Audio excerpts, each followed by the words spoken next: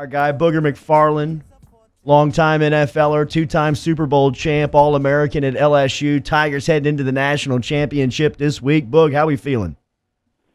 Hey, man, I feel really, really good. I can't wait to get to New Orleans. I think overall, everyone in Baton Rouge, everyone in Louisiana should feel really good about where this team is. You got two good teams that are going to take the field Monday night, and this truly is about the team that plays the best. Like, from a talent standpoint, I think both teams are tremendously talented. I think overall, it's going to be a lot of great athletes on the field, and this truly is about who plays well that night. Because I think if you played this game 3 times or 4 or 5 times, you may get a different winner every time. So this is truly about one night, which quarterback, more importantly, which defense can play the best. Before you were covering the NFL, you spent time around college football and developed really good relationships with coaches. Brent Venables, Dave Aranda, similarities and differences, what are they? Well, I think Dave Aranda is a really quiet guy. He doesn't say a lot. He believes in his scheme. He's going to die on the vine, probably playing man coverage. In crucial situations, he's going to say, we're DBU. He's going to put Stingley. He's going to put Fulton. He's going to put them on Ross, put them on Higgins, and play man-to-man coverage because that's what he believes in. That's kind of how he was bred, how he was born. Brent Venables on the other side, he's a fiery guy, likes to talk, in your face, really aggressive. I think we have a matchup from a coaching staff standpoint. I know Dabo gets a lot of credit because of what he's accomplished already, and rightfully so, winning 2 national championships.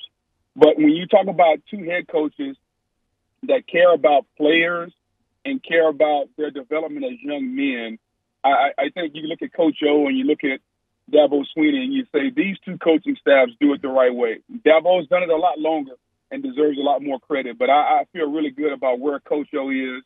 And you only have to look at how he's recruiting right now, because recruiting tells you a lot. Because when these kids come on campus and they get away from the coaches and they spend time with the other players, T-Bob, you know this, players tell you kind of what's real behind the scenes. Yeah. And the fact that LSU is recruiting at a high level tells you the atmosphere that's been fostered there. So I think you have 2 of the premier programs, man. Obviously, I'm biased, but I got a lot of respect for what they do at Clemson. And I'll say this. My son grows up and he wants to play football, and he can't go to LSU because obviously that's where I push him to go, number one. But if he can't go to LSU, I would tell him there's no other program I'd rather send him to than Clemson. Wow. Booger McFarland joining us here, ESPN Baton Rouge, New Orleans, and Alexandria Weekly, brought to you by Central Plumbing Company. Do you see an advantage for either team at the quarterback spot, or is this 1 and 1A as far as the talent goes in college football right now with Burrow and Lawrence? Well, I think when you look at accuracy and you look at decision-making, I think Joe Burrow has that edge. I think he's proven that all year long, and he's going to need to be as good as he's ever been on Monday night, because I think it's going to take 35 or 40 points from LSU to win the game. I think when you look at Trevor Lawrence and you talk about the total package, he can run it, he can throw it, probably as good a runner at the quarterback position as we've seen. So I guarantee you we're going to get some of those same runs that Ole Miss used that night. It's a copycat league. So if you're looking for a crucial situation, just go back and watch the Ole Miss game, and I guarantee you see some identical plays that Plumlee used that night against LSU. I would give the edge in athleticism to Trevor Lawrence. But, I'm splitting hairs, guys. I think Joe Burrow is going to be the number 1 pick this year in 2020. I think in 2021, the number 1 pick is going to be Trevor Lawrence. Yeah. And so this is 2 supreme talented football teams led by 2 supremely talented quarterbacks. Boog, you've played and won multiple Super Bowls with multiple different teams. Did you find any kind of common denominators between that Bucs team and that Colts team, like as to how y'all handled this stage? How do you handle it when you put in the years and years of work and it all comes down? Like you said, it all comes down to those 3 or 4 hours this Monday night. T-Bob, that's a good question. First good question of 2020. Congratulations. Yes. Thank you. Take it. 8 days in. I'm hot. Well, exactly. When you're hot, you're hot. I know. Well, let's settle down. Here's the way I look at it. I think the team that can come out and forget that it's Monday night national championship, and that it's a football game against a really good team, the quickest is going to win. Because here's what's going to happen. I remember this the last time I was in that dome and LSU played. The loudspeakers are going to be playing Louisiana Saturday night. The crowd's going to be going wild. It's going to be a pro-LSU crowd.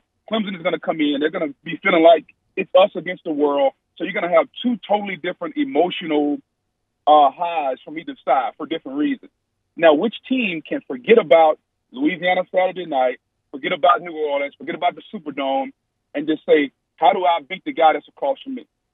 Can Clemson forget about we're disrespected, we're the underdog, we've won 29 in a row, nobody believes in us, all the things that Dabo has been preaching, can they forget about that and figure out how to cover Jefferson and Chase? Whichever team can forget about all the hype the quickest and focus on football is the team that's going to win. And every Super Bowl that I've played in, it's always come down to that. Like, the pregame hype is going to be bananas. I mean, it's going to be crazy because, I mean, everyone will be in their seat probably 30 minutes early. The crowd will be buzzing. The players are going to be jacked. Everybody's going to have their AirPods in, listening to whatever you listen to. And it's going to be a zoo in Louisiana. Who can take that away and get down to playing football the quickest, that team will win. Let's go. Yeah, I know, right? If that doesn't get you hyped up, I'm talking to Booger McFarland at ESPN Booger. Boog, did Joel Embiid ever respond to your tweet to help him offer to fix his fingers? You know what? He didn't respond on Twitter, but, you know, he's kind of reached out to an intermediary, just kind of have a little fun. Okay, nice. I know some guys in the 76er organization, so we always have a little fun back and forth, but it was more fun. I was actually sitting at home watching TV, and my phone started buzzing like, man, did you see Joel Embiid's fingers? So, of course, I logged on, took a look at it, and I just took a picture of my hand like, hey, bro, if you need some help, let me know. Boog, okay, so do you have anything else that you would kind of want to get out there to the LSU Nation? I got like one NFL question maybe for you after this. No, man. I'm looking forward to it. Boog will be there, locked in, nice. locked and loaded. Hell yeah, the rings. Hey, it's ring night, baby. That's what they called it. Yes. This is ring night. So Boog, after the wild card round, a great wild card round, even if, you know, maybe Saints fans aren't too happy with how it ended, it was some really exciting games. Has your mind, who, do you have any new favorites? Who do you think is coming out of the NFC, AFC as we move into divisional playoffs?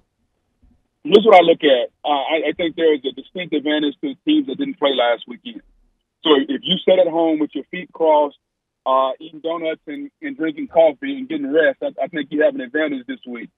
I think as we move forward, for me, San Francisco, I think, is going to be a team to beat on the NFC side. And I think on the AFC side, Baltimore is going to be really, really tough, man. Mm. Boog, safe travels to New Orleans. We'll see you Monday night, man.